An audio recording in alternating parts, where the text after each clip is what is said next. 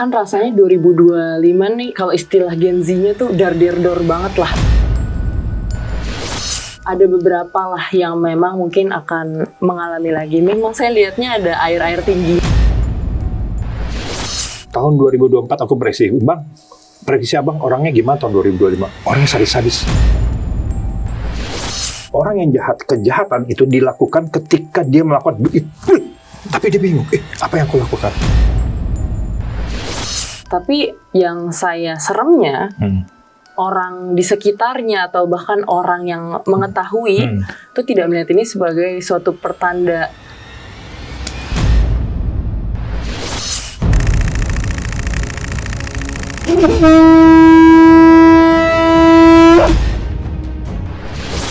Perjalanan ini tidak mudah, butuh waktu panjang dengan segala yang menghadang.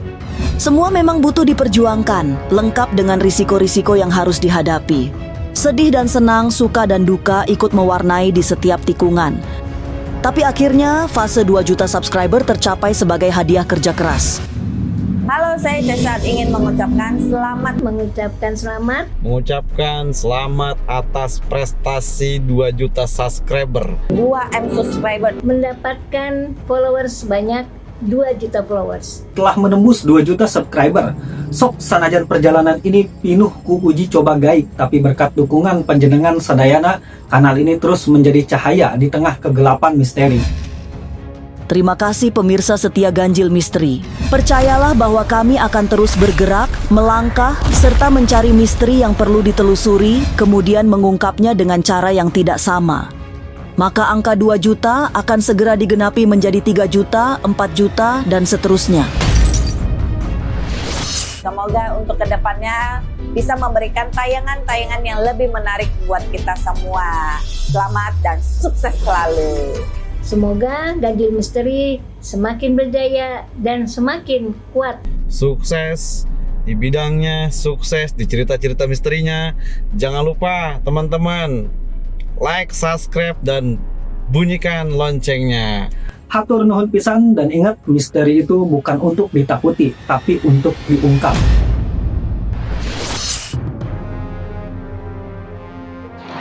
Airnya tambah gede ini airnya. Astagfirullahaladzim. Allahu Akbar. Allahu Akbar.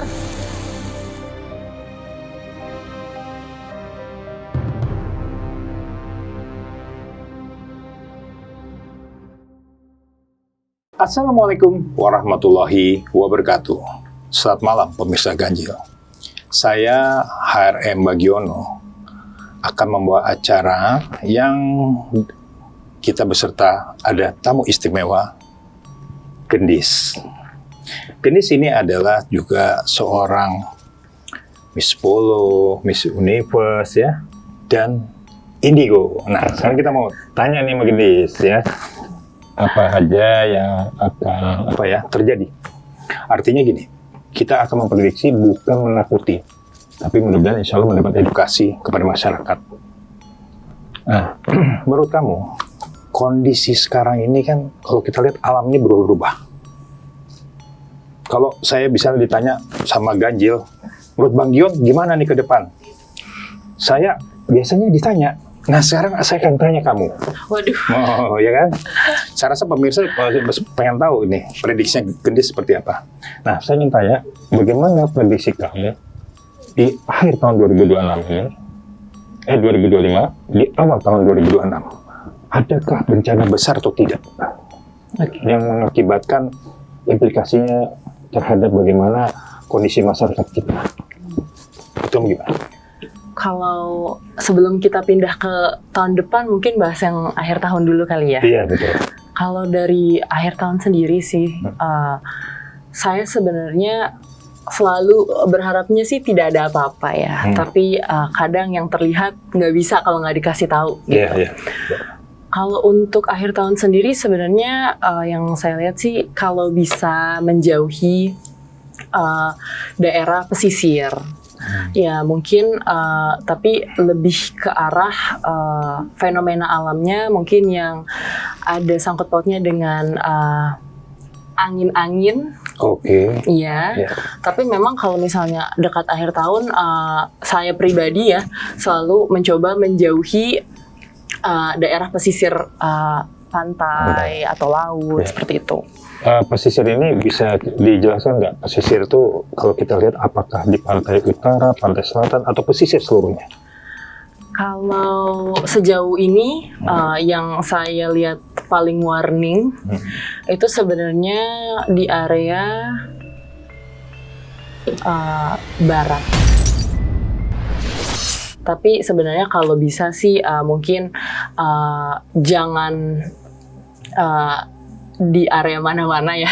Oh gitu, Gitu ya. kan. Tapi kalau misalnya memang yang saya lihat warningnya jelas ya memang di area barat. Oke. Kalau menurut aku ya, kayaknya nih alam ini bercoraknya berkata anomalinya berubah-ubah. Betul. Setuju nggak? Iya. Lalu kalau ketika kita lihat dia pancarobanya ke angin, maksudnya itu mungkin puting beliung dan sebagainya. Artinya itu kan. Iya. Nah, sekiranya untuk masyarakatnya kita prediksi ke depan, ini apa yang harus dicegah pertama? Tadi kan kalau kamu bilang kita nggak boleh datang daerah pinggir pesisir. Kedua, jauhin dengan ya sifatnya angin, mungkin pepohonan dan sebagainya. Tapi ketika daerah mana yang kira-kira sekitar mana yang mungkin nanti terjadi bencana banjir gitu, atau gempa, Kalau saya sih selalu bilangnya sebisa mungkin kalau mau bepergian, apalagi di akhir tahun, mungkin jangan deket-deket pergantian tahun ya. Kalau Jadi bepergian. Desember ini berarti harus ada perhatian dong waktunya ya. Kadang kan orang kan ada tuh yang masih traveling saat sehari 2 hari sebelum tahun baru gitu. Nah sebenarnya saya tuh paling mengingatkan jangan traveling saat sudah dekat sekali dengan akhir tahun. Kamu percaya nggak? Itu anomali cuaca atau makan korban? Kalau kata orang, ini gimana? Wah, ini bicara makan korban gitu kan selalu bahasanya memakan korban gitu kan. Nah, ini anomali alam atau memang ada yang memang gejala-gejala itu tergantung apa daerahnya, seperti mungkin pengaruh-pengaruh mistik atau apa gitu menurut Saya rasa kalau misalnya untuk apa yang biasa kita pahami sebagai makan korban, mungkin kalau akhir tahun lebih ke arah ke sana mungkin ya. Tapi kalau dari anomali alam sendiri saya lihatnya mungkin lebih di kurang lebih awal tahun. Awal tahun, oke. Gitu. Nah, kalau kita tadi lihat ya daerah-daerah yang pesisir, nah maka orang juga harus dihindari. Tapi kan tahu sendiri, akhir tahun itu Betul. liburan. Kemana lagi kalau bukan di laut? Karena laut itu begitu menarik kan. Iya. Nah, sekarang apa yang harus diantisipasi? Misalnya datang ke laut nih, saya pengen tanya, apa gitu antisipasinya? Saya kira kalau khususnya untuk orang tua mungkin ya, kalau bisa jangan sampai anak-anaknya main di air saat menjelang pergantian tahun. Nah itu. Dan juga kalau bisa sebenarnya mungkin yang paling rawan tuh sebenarnya keluarga ya, keluarga dengan anak-anak kecil gitu. Kalau bisa mungkin buat semacam perayaan tahun baru terlebih dahulu dengan anaknya sebelum perayaan tahun baru yang memang tengah malamnya gitu. Karena kalau sudah segala gebiar tahun baru itu kan kita jadi kurang mawas. Kurang mawas ya. Tapi kalau untuk mungkin yang seumur saya, Gen Z ini gitu, mungkin untuk menghabiskan waktu kalau memang sudah ada planning di pesisir atau area-area yang memang banyak airnya, mungkin untuk lebih berhati-hati dan lebih banyak kesadaran diri.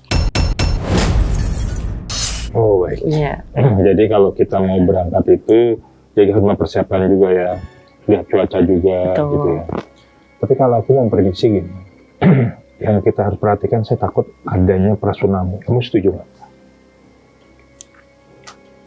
Kalau aku jujur ya, melihatnya dari pantai selatan, itu nanti ada bukan angin yang tadi kamu benar, tapi itu gelombang. Nah ini yang harus kita cegah. Betul. Nah jangan sampai disebut bencana nasional. Nah, tapi bagaimanapun itu kan kodrat ya dari Tuhan ya, dari Allah SWT. Tapi kamu yakin nggak kira-kira sentral-sentral yang gampang pernah terjadi bencana tuh kira-kira apa terulang lagi atau tidak? Sebenarnya tanpa bermaksud mendahului Tuhan, sedihnya saya juga melihatnya seperti itu sih Bang. Ya, sama ya berarti Iya. ya. Memang di beberapa titik tertentu yang sedihnya sebelumnya sudah pernah mengalami bencana, ya ada beberapa lah yang memang mungkin akan mengalami lagi. Memang saya lihatnya ada air-air tinggi. Tinggi kan, banjir bandang kan. Nah itu. Nah ini aku melihat juga banjir bandang ini terjadi apa yang pernah terjadi di daerah itu. Dan kita juga harus artinya kita antisipasi. Betul. Ya kan, kita harus bagaimana mencegahnya. Karena kalau banjir bandang itu kan korbannya tuh benar-benar. Nggak lihat-lihat. Nggak lihat ya. Iya. Udah sapu semuanya. Nah kira-kira menurut kamu mungkin nggak sih sebenarnya kondisi masyarakat, kondisi politik itu terjadi bencana itu ada nggak sih sebenarnya kemarin awal gitu?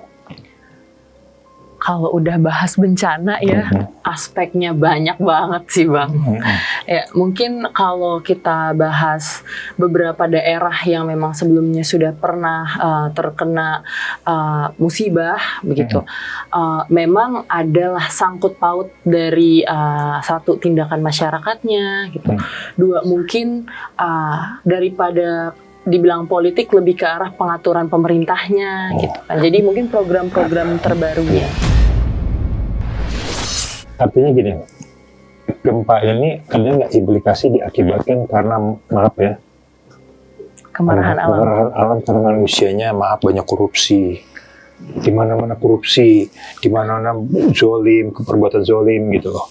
Sehingga ini kasih hukumannya apa gitu kalau bukan alam, agar kita introspeksi. Nah, mereka gitu.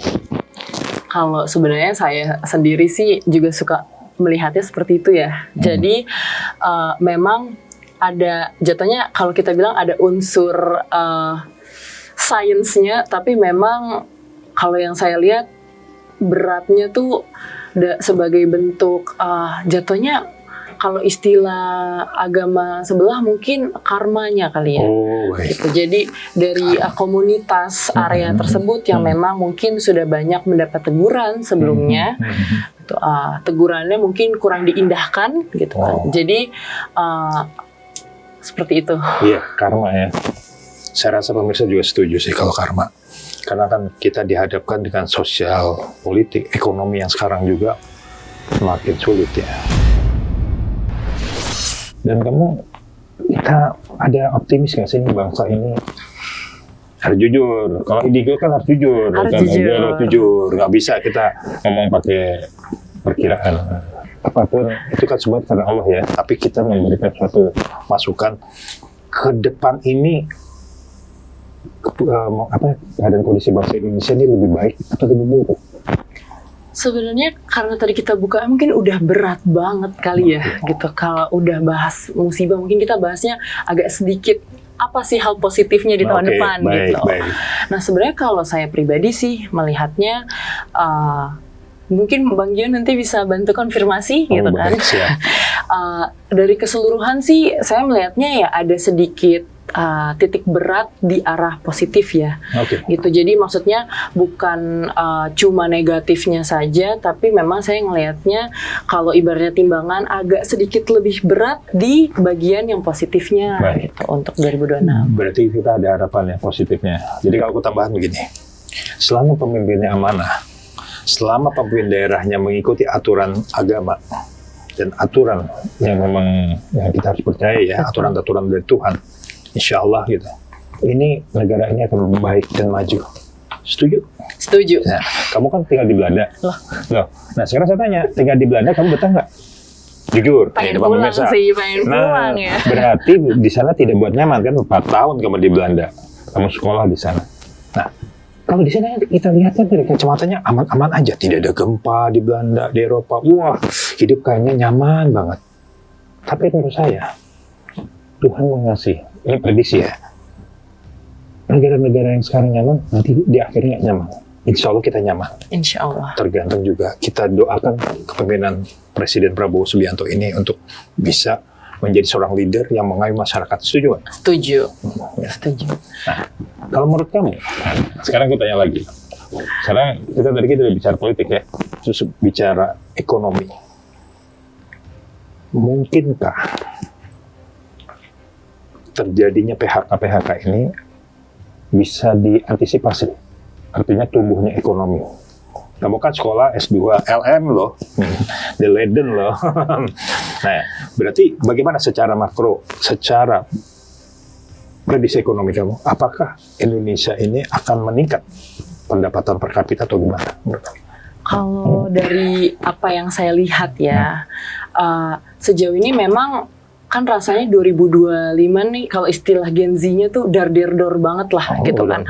Segala hal tuh rasanya kok gulung-gulung berat gitu. Tapi kalau yang saya lihat di 2026, saya juga percaya sebenarnya ini ada keterikatan lah gitu kan, ada hubungannya gitu. Apa kita itu kalau mau diberikan sesuatu yang lebih baik oleh Allah Subhanahu wa Ta'ala, biasanya kan akan dikasih cobaan dulu. Iya, nah, kalau saya lihatnya 2025 ini memang lebih ke arah pergantian untuk sesuatu yang lebih baik, insya Allah di tahun 2026. Berarti kita optimis ya, tahun 2026 insya Allah ekonomi kita lebih baik, politik kita kondusif ya kan, dan kita juga berharap hidup ekonomi lebih sejahtera. Kan bahasanya begitu ya? Betul. Jadi kamu datang ke Indonesia, sejahtera nggak di Belanda? Ada ngintip-ngintip sedikit ini. Kita lihat ya dari sekarang ini kondisi transportasi kita. Kalau saya selalu ditanya sama teman-teman ganjil, menurut abang bagaimana nih prediksinya tentang kondisi transportasi kita? Ada baik dari laut, udara, dan darat.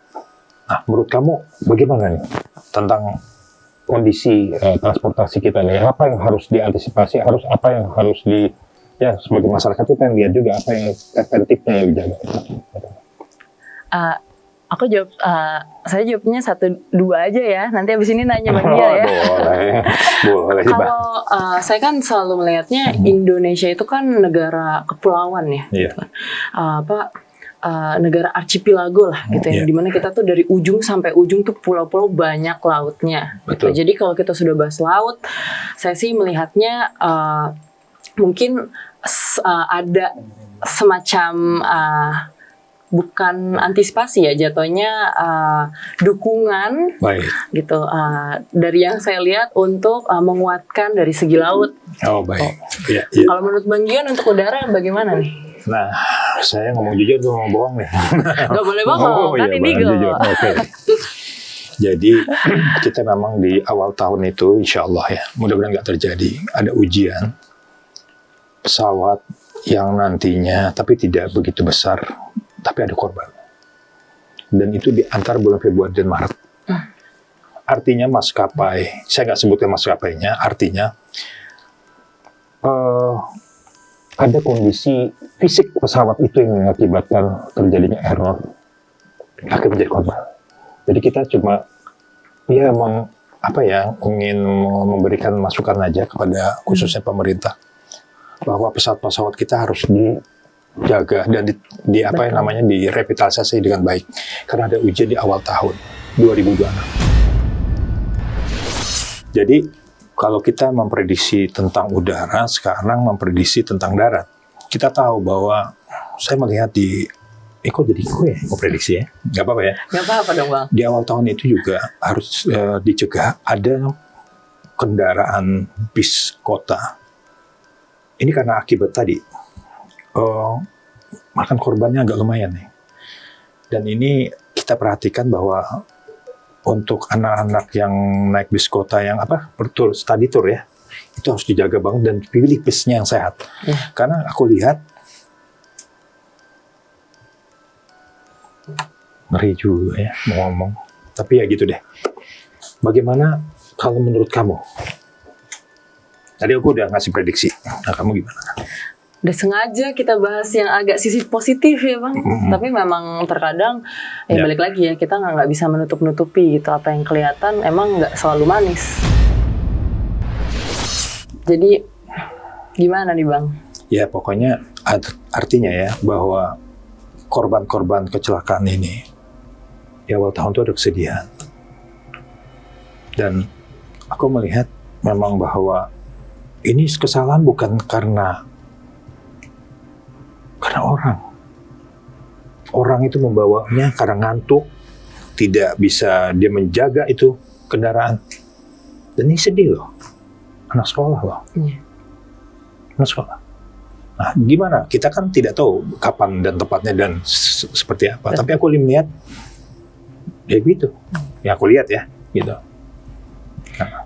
Ya, jatuhnya peringatannya kalau sudah seperti ini untuk yang dewasanya lebih, kembali lagi, lebih mawas diri. Nah, gitu. itu maksud aku gitu. Jangan membesarkan ego. Dan ketika juga saya lihat juga bahwa banyak juga masyarakat kita yang stres di jalan mengakibatkan korban orang lain. Jadi ini karena akibat stres, misalnya dengan membawa kendaraan dengan kondisi marah. Orang-orang kita tuh aku pernah memprediksi di Ganjil, masih ingat aku. Tahun 2024 aku prediksi, Bang, prediksi abang orangnya gimana tahun 2025? Orangnya sadis-sadis. Pembunuhannya gila-gila, jahat banget ya manusia, lebih dari setan. Alhamdulillah itu. Aku lihat memang sadis. Bukan aku bilang prediksiku benar, Endis, tapi aku melihat kondisi tahun 2026 tuh orangnya beringas, agak biadab. Bagaimana sekarang kita melihat orang yang tadinya kira-kira figurnya baik, tetapi lebih jahat daripada itu? Menurut kamu gimana? Aduh, persis pula ya Bang ya. Iya kan? Jadi kalau saya sendiri sih sebenarnya melihatnya memang mungkin memperingatkan kali ya, kalau apa yang kita lihat baik di depan, itu belum tentu niatnya baik. Jadi persis kayak yang Bang Gion barusan sampaikan gitu kan, kalau ada musuh di balik selimut. Nah itu. Jadi aku lihat dari secara aspek sosiologis ya, masyarakatnya nih banyak yang tega, marahnya tuh langsung marah, tapi tega, motong, mutilasi, bahkan tuh ditaruh lah di kardus. Tapi orang-orang ini bukan orang-orang psikopat. Di dalam aspek psikologis itu yang disebut namanya superego. Nah, orang yang kejahatan itu dilakukan ketika dia melakukan tapi dia bingung, apa yang aku lakukan? Nah, ini membawa ekosistem juga kan. Nah, itu saya lihat di tahun 2006 bisa banyak kejadian peristiwa pembunuhan. Ya, pembunuhannya bukan orang-orang terdekat. Menurut kamu gimana? Ya kalau yang saya lihat sih, kalau sudah bahas kepribadian ya kan, memang banyak orang yang terlihatnya pintar membawa diri gitu di depan orang. Tapi memang kalau akan ada beberapa masa di mana orang yang kita pikir kita kenal atau kita pikir kita tahu nih beliau ini adalah orang yang seperti apa. Tapi karena kalau ibaratnya dibilang split second langsung gitu ya. Oke. Mengakibatkan jangka panjang. Nah, sekarang masalah rumah tangga nih. Aduh. Kita sangat miris. Aku lihat ya. Ini contoh nih kalau kita bicara artis ya. Aku pernah waktu itu memprediksi tahun 2024 tentang artis senior yang gak bercerai gitu kan. Tapi aku melihat nanti artis bukan senior, baru nikah, usia yang paling muda, cepat mengambil putusan cerai. Diakibatkan karena yang sederhana, diorder, atau karena masalah ekonomi. Nah, menurut kamu kemana nih? Banyaknya cerai artisnya kenapa? Kalau saya lihat sih ada dua faktor ya. Kalau misalnya nih, yang pertama lebih ke arah mungkin mereka merasa, balik lagi ya, mereka merasa tuh sudah mengenal. Gitu. Jadi banyak yang mengambil keputusan tanpa pertimbangan matang, ternyata memang ada yang lain yang tidak diketahui sebelumnya, seperti itu kan. Dan sebenarnya kalau yang saya lihat faktor paling banyak nanti di ekonomi sih. Ekonomi ya, setuju. Karena gaya hidup mempengaruhi juga ya. Betul. Lifestyle. Terus kalau ke perselingkuhan ini kenapa begitu, aku lihat dominan sekali ya. Kalau dulu yang selingkuh mungkin taruhlah 20%, 30%, sekarang udah hampir 60%. Aduh. Gimana menurut kamu? Ini selingkuh tuh kayak udah hal biasa. Jadi keadaan kondisi yang secara psikologis, yang penting dia nggak tahu. Terus apalagi orang si lawan ini pihak dari pasangan mengatakan, dia juga pernah nyakitin gue. Kalau gitu gue juga bisa dong. Nah, kenapa itu hal-hal itu ada di tahun 2006 itu lebih besar kalau kau lihat. Perceraiannya itu besar. Kalau Kamu kan belum nikah? belum. Oh ya udah. Jadi harus memilih lebih hati-hati Oh ya. benar. Kalau memang sih seperti yang Bang Gion sebelumnya bilang gitu, kalau kita bahas tingkat perceraian akibat orang ketiga itu memang meningkat sangat besar. Tapi kalau yang saya lihat sebenarnya di awal tuh sudah ada bibit-bibit itu gitu loh. Jadi tapi mungkin karena bentuk normalisasi dan juga adanya kayak semacam pemahaman mungkin ya Bang ya. Kalau kayak yang Bang Gion bilang tadi, normalisasi itu menyebabkan kalau dia pernah begini juga, jadi dianggapnya impas. Padahal sebenarnya kan kalau untuk hubungan jangka panjang ya, mungkin Bang Gion jauh lebih paham gitu kan, karena sudah menikah. Kalau saya kan jatuhnya terlalu newbie untuk bahas ini, tapi itu kan jatuhnya tidak baik untuk jangka panjang. Dan sebenarnya banyak yang jatuhnya menyadarinya justru setelah terikat. Lalu yang lebih viralnya lagi, para gadun ini, orang yang sudah tua-tua ini, itu dapat juga yang anak muda. Bang Yoni nyebut umur. Kalau umur saya kan sama kamu beda tipis. Nah, menurut kamu, ini cowok-cowok yang mengganggu ini ada karakter nggak? Menurut kamu yang membuat terjadi perselingkuhan di rumah tangga yang di tahun 2026 itu akan lebih besar. Cirinya apa nih? Pastinya orang punya duit. Pasti ya kan, pasti mungkin bos-bos, pemain film. Nah pokoknya artinya kenapa gadun itu atau cowok-cowok yang itu disukai dengan anak-anak muda sekarang gitu loh. Kenapa orang yang beristri? Kalau yang saya lihat sih ya, itu biasanya kan ini saya pribadi juga sebenarnya setuju ya gitu. Jatuhnya memang aura-aura orang yang bisa memimpin gitu, orang-orang yang punya karakter yang tegas, yang memang jatuhnya berprinsip lah, bervalue, itu memang biasanya cenderung lebih menarik ya auranya. Baik. Ya.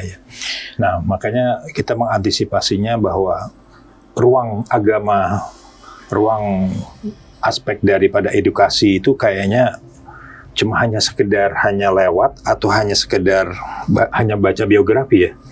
Kalau baca agama gitu ya sekarang ya. Orang-orang sekarang tuh tahu dakwah, maaf kata, atau tahu memberitahu orang, tetapi kadang-kadang ujiannya ada di dalamnya. Betul. Nah ini yang terjadi sekarang kondisi tahun 2026 banyak tuh. Tiba-tiba yang katanya, wah, yang benar-benar dikagumin, rumah tangganya baik, tiba-tiba bercerai. Khususnya artis ya gitu. Oke. Lalu kalau kamu ini kita menanyakan tentang yang lain ya. Tadi kan rumah tangga udah. Nah sekarang menurut kamu tentang kondisi pemerintahan bangsa Indonesia ini. Kira-kira di tahun 2006 bagaimana? Amankah? Atau ada demo kayak dulu? Saya kalau nggak salah pernah ngomong ya dulu ya. Ada terjadinya konflik politik ya. Alhamdulillah aku bukan sok ramal bisa gitu. Tapi sudah nggak kaget, begini. Nah sekarang saya mau tanya sama kamu, sebelum kamu tanya saya. Menurut kamu politik di tahun 2026 seperti apa? Wah, politik harusnya Bang Gion dulu. Gitu, oke, baik. Aku melihat bahwa pemimpin bangsa ini menginginkan bahwa negara ini bersih. Jauh dari korupsi, nepotisme, koruptif dan sebagainya. Tetapi ini korupsi sudah terbangun sebagai budaya. Harus dibangunnya tuh gini. Jadi orang zaman dulu kalau kita ditangkap oleh KPK pada takut, malu. Kok sekarang dengan gagah? Bangga. Bingung saya juga. Karena budaya malu tidak ada. Tapi di tahun 2026 ada aturan hukum. Karena kita ini sama-sama orang hukum ya. Kamu junior saya di UI kan? Betul. Jadi, siap, Bang. Jadi kalau menurut aku ada aturan-aturan regulasi oleh pemerintah. Regulasi-regulasi yang akan membuat suatu ancaman hukuman yang lebih maksimal. Contohnya, aset koruptor masuk di TPPU, perampasan aset. Nah, nanti di 2026 ini semakin pemerintah kita bersih, maka ada lawannya. Para apa? Para orang yang nggak menginginkan negara ini bersih. Baru aja mau dibilang, Bang. Wah, makanya sama kayak alhamdulillah gitu. Jadi kalau menambahkan apa yang Bang Gion sudah sampaikan ya, kalau yang saya sendiri lihat tuh memang ya namanya mau naik ada aja cobaannya gitu. Jadi kan memang ada pemimpin yang memiliki visi untuk membersihkan dan mengembalikan Indonesia ke kejayaan seperti itu. Tapi ya jatuhnya bukan perihal mudah gitu kan. Betul, pasti ada mulutnya nggak boleh ngomong pasti ya. Kalau saya ngelihatnya sih memang nanti akan ada pihak-pihak yang merasa kepentingannya diganggu, yang akan bergerak maju. Itu. Gitu. Makanya kita kemarin ketika beberapa bulan yang lalu kita terjadinya kasus demo, saya berharap yang penting kepala pemerintahan kita sehat, diberi perlindungan dari Allah Subhanahu Wa Taala, karena itulah kekuatannya. Dan saya rasa programnya Pak Prabowo ini cukup bagus. Bagaimana mengentaskan kemiskinan dan bagaimana meminimalisir korupsi dan uang korupsi digunakan untuk pembiayaan negara. Benar kan? Setuju. Setuju. Cuma pertanyaannya, apakah cukup hidup di Indonesia dengan skala ekonomi yang ada? Jujur, kamu dengan gaji di Indonesia cukup mesti untuk kebutuhan hidup? Ya kalau kita bahas real time-nya ya, mungkin sekarang gaji kan setiap daerah pasti beda-beda UMR-nya gitu. Cuma saya melihatnya kalau misalnya cukup. Sebentar, aku melihat. Cukup ya. Sorry Dis, aku ke distract nih, kayaknya ada demo lagi Dis. Ini sebenarnya agak mendukung yang sebelumnya Bang. Iya, artinya ini ada demo. Ini mudah-mudahan nggak terjadi. Ini kan prediksi ya. Prediksi. Di bulan Juni, Juli, sebelum Agustus, ada demo untuk rancangan undang-undang yang harus dilahirkan oleh DPR. Dan rancangan ini kalau tidak, maka masyarakat akan lebih turun. Ini akan demo, insya Allah, di tahun 2026. Tapi kalau rancangan undang-undang ini berjalan, insya Allah nggak lahir. Tapi kalau ini nggak lahir, antras masyarakat itu tidak percaya. Aku takut yang demo besok deh kayaknya. Setuju nggak? Kalau Bukan nakutin ini kan kita kan bicara ya kan. Ini bicara kita udah kayak masuk ke ruang portal lain nih, gitu kan. Jadi demo besok itu masyarakat dan mahasiswa dan yang lainnya itu bersatu dan gerakannya adalah gerakan moral. Saya lihatnya mahasiswa di depan sih memang. Nah, gerakan moral ini Dis. Nah itu ya mudah-mudahan nggak terjadi. Tapi saya lihat akan seperti di tahun 2006. Makanya kita berdoa semoga keinginan kepentingan masyarakat tuh harus diwujudkan. Betul. Setuju kan? Iya. Saya ngelihatnya kepentingan masyarakat tuh jadi salah satu aspek utama mungkin ya Bang ya, yang jatuhnya memicu apakah apa yang kita lihat sekarang nanti benar apa tidak gitu. Makanya balik lagi kayak tadi Bang Gion ada sampaikan masalah berita duka, ya itu jatuhnya apakah kepentingan masyarakat dikedepankan ataukah malah kepentingan pribadi yang dikedepankan? Iya, iya, betul. Betul. Nah, kembali tadi masalah tentang kalau umur kan di tangan Allah ya Subhanahu wa Ta'ala. Saya kemarin kaget juga ada berita, kenapa orang meninggal di sekarang itu kadang-kadang tanpa sakit. Siapapun. Jadi, kalau zaman dulu kan selalu ada ciri-ciri. Alatnya tuh ada sakit lah, apa. Kalau enggak, sekarang tiba-tiba. Saya melihat ada fenomena alam. Saya kaget kayak kemarin, baru paginya telepon, sorenya meninggal. Ini ada nggak seseorang, bukan public figure bahkan, ya public figure macam-macam kan. Menurut kamu, seseorang yang kita anggap, kita anggap seorang yang punya nilai, terus punya martabat, tapi tiba-tiba diambil Allah Subhanahu wa Ta'ala. Nah, kenapa itu terjadi? Itu fenomena apa tuh yang seperti itu?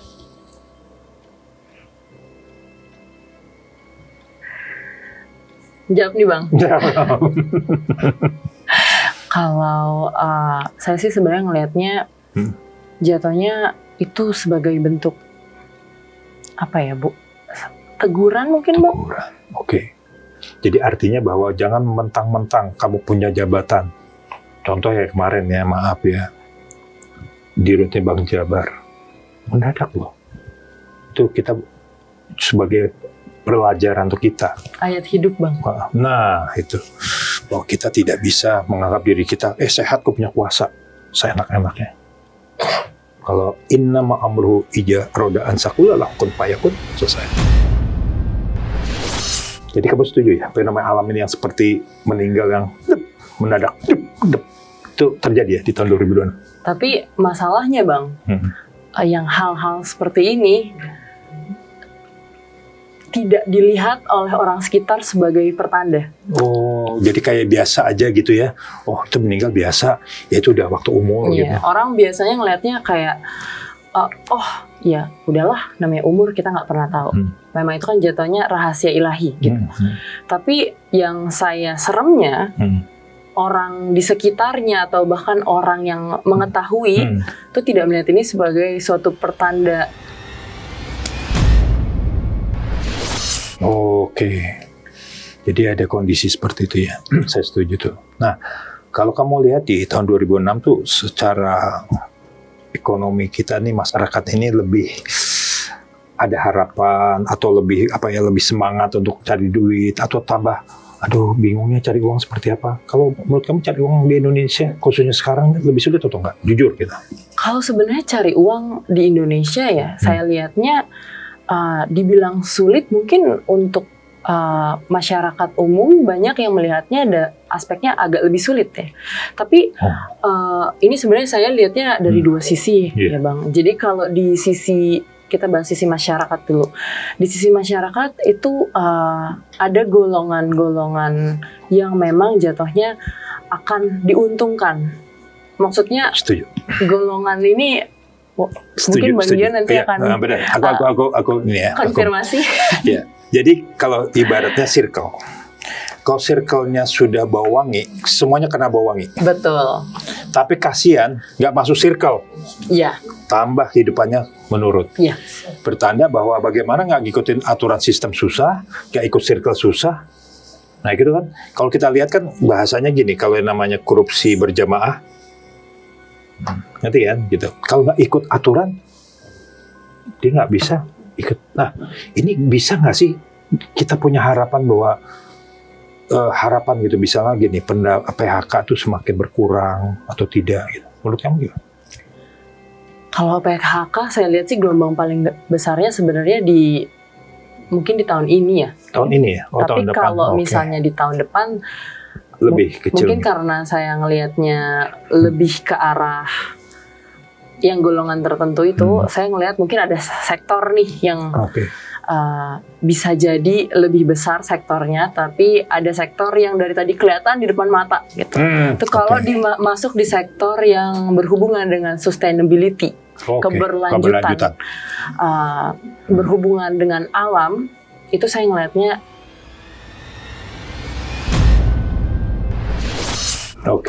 jadi kalau ibaratnya begini, kalau kita bicara bisnis di sifatnya sumber daya alam, aman, hidup sejahtera, tambang, gitu kan.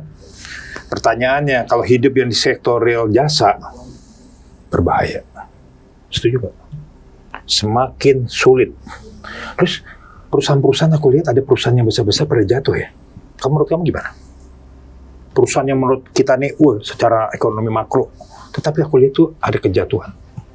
Menurut kamu tahun 2006? Kalau saya lihatnya balik itu Bang. Dia tidak, mungkin masyarakat nih berpikirnya kayak, cuma golongan misalnya menengah ke atas. Enggak sih. Kita lagi bahas satu lingkaran di mana ya raksasa-raksasa ini tuh tidak masuk di lingkaran itu. Pemirsa Ganjil, mungkin ada beberapa pemirsa tuh pengen tanya, mungkin ada pertanyaan-pertanyaan yang sederhana. Sebaiknya hidup tahun 2025-2026 lebih baik mana? Pasti bertanya begitu. Menurut para indigo, coba Gendis dulu. Kita lagi bahas yang aspek mana nih Bang? Nah, artinya masyarakat pengen lihat kan, gimana sih 2006 tambahkah ada harapan, apakah sama tahun 2025, gitu kan? Nah, ini masyarakat juga pengen tahu kan? Kalau yang saya lihat ya, kita balik lagi ke lingkaran itu ya. Baik. Gitu. Kalau misalnya kan pasti masyarakat nih punya pertanyaan, kita masuk ke lingkaran itu nggak?